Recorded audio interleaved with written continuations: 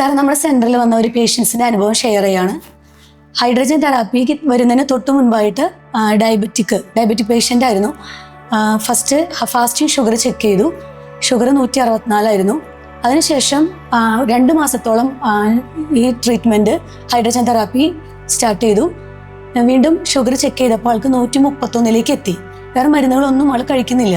അപ്പോൾ അത്രയ്ക്ക് ലെവൽ കുറയുക എന്ന് പറയുന്നത് നമുക്കൊരു സക്സസ് ആണ്.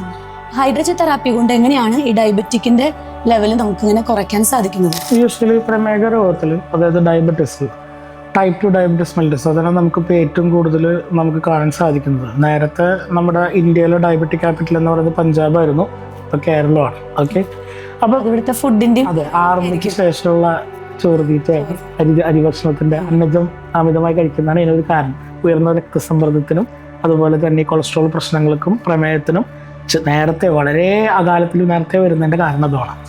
അപ്പം മോളിക്കുലർ ഹൈഡ്രജൻ തെറാപ്പിയിൽ യൂഷ്വലി ഇത് ടാർഗറ്റ് ചെയ്യുന്നത് 2 സൈറ്റുകളാണ്. ശരിക്കും പറഞ്ഞു കഴിഞ്ഞാൽ നമുക്കറിയാം, ഈ ടൈപ്പ് 2 ഡയബറ്റിസ് മെൽറ്റസ്, അതായത് ഏറ്റവും കൂടുതൽ പ്രചാരത്തിലിരിക്കുന്ന, ഏറ്റവും കൂടുതൽ പ്രിവാലൻ്റ് ആയിട്ടിരിക്കുന്ന ഡയബറ്റിസ് ആണ് ടൈപ്പ് 2 ഡയബറ്റിസ് മെൽറ്റസ്. ഈ ടൈപ്പ് 2 ഡയബറ്റിസിൽ നമുക്ക് 2 കാരണങ്ങൾ കൊണ്ടാണ് ആ ഒരു കണ്ടീഷൻ തന്നെ നിലനിൽക്കുന്നത്. ഒന്ന്, beta cell dysfunction. Beta cell ഡെത്തോ ഇഞ്ചുറി അല്ല, ഡിസ്ഫങ്ഷനാണ്, നേരാവണ്ണം പ്രവർത്തിക്കുന്നില്ല. രണ്ടാമത്തത് ഇൻസുലിൻ റെസിസ്റ്റൻസ് അല്ലെങ്കിൽ ഇൻസുലിൻ ഇൻസെൻസിറ്റിവിറ്റി, അതായത് ഇൻസുലിനെ റെസിസ്റ്റ് ചെയ്യുക അല്ലെങ്കിൽ തിരിച്ചറിയുന്നില്ല, ഇൻസെൻസിറ്റിവിറ്റി, സെൻസ് ചെയ്യുന്നില്ല. അപ്പോൾ മോളിക്കുലർ ഹൈഡ്രജനെ സംബന്ധിച്ചിടത്തോളം മോളിക്കുലർ ഹൈഡ്രജൻ തെറാപ്പിക്ക് വിധേയമാകുന്ന ഒരു വ്യക്തി അവർ പ്രമേഹ രോഗിയാണ് എന്നുണ്ടെങ്കിൽ ഈ 2 സൈറ്റുകളിലാണ് മാറ്റങ്ങൾ സംഭവിക്കുന്നത്.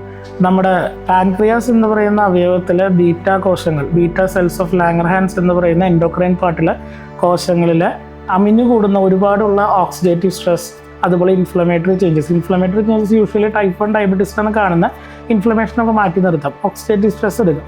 ഈ പറയുന്ന ബീറ്റാ കോശങ്ങളിലെ മൈറ്റോകോൺട്രിയകളും അതുപോലെ സെൽ ഇൻക്ലൂഷൻ ബോഡികളും ന്യൂക്ലിയസുകളും ഒരുപാട് പണിയെടുത്ത് വയ്യാതെയായിരുന്നു നമുക്ക് ചിന്തിച്ച് നോക്കാം.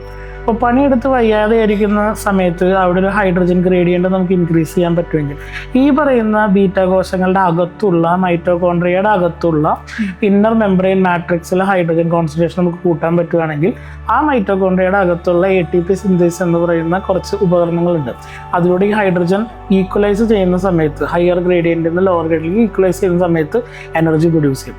ഈ എനർജി ഉപയോഗിച്ച് ആ ബീറ്റാ കോശങ്ങൾക്ക് എന്തുണ്ടാക്കാൻ പറ്റും? ഇൻസുലിൻ ഉണ്ടാക്കാൻ പറ്റും. അപ്പോൾ ഡിസ്ഫങ്ഷൻ ഒഴിവായി. ഇനി രണ്ടാമത്തെ കാര്യം, നമ്മുടെ ശരീരത്തിൽ ഈ ഇൻസുലിൻ എങ്ങനെയാണ് പ്രവർത്തിക്കുന്നത്?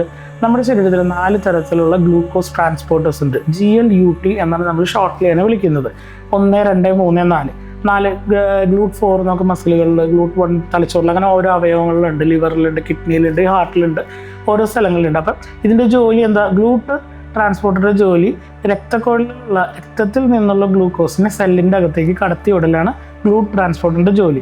ഗ്ലൂട്ട് ട്രാൻസ്പോർട്ടറിൽ ഓരോ സെല്ലിൻ്റെ പ്രതലത്തിലും, അതായത് സെൽ മെംബ്രെയിനിലും ഉണ്ട്. അപ്പോൾ ട്രാൻസ്പോർട്ടറാണ്, ഒരു ഗേറ്റിംഗ് ചാനൽ പോലെ, ഒരു കനാൽ എന്നൊക്കെ വേണമെങ്കിൽ കരുതാം.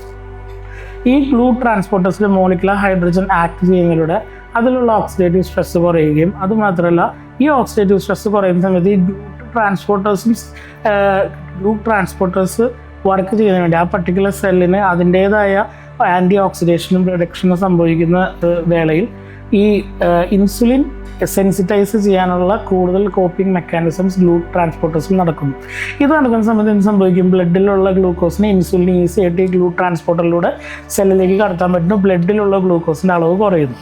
അങ്ങനെ ബൈ ഡയറക്ഷണലായിട്ടുള്ള പ്ലിയോട്രോഫിക് എന്ന് പറഞ്ഞാൽ ഒരു വെടിക്ക് 2 പക്ഷി എന്നൊക്കെ പറയുന്ന പോലെ, അതായത് 1 ബീറ്റാ കോശങ്ങളിലും 2 ഗ്ലൂട്ട് ട്രാൻസ്പോർട്ടറുകളും.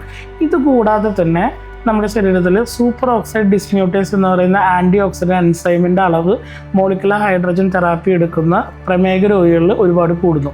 അതിലൂടെയും നല്ലൊരു ആൻറ്റി ഓക്സിഡേഷൻ സംഭവിക്കുകയും ഈ പറയുന്ന ഏരിയകളിലും ബാക്കി അവയവങ്ങളിലും നല്ല മാറ്റങ്ങൾ, കൂടുതൽ ഗ്ലൂക്കോസ് ഇൻടേക്കിനുള്ള വഴി ഒരുക്കുകയും ചെയ്യുന്നു.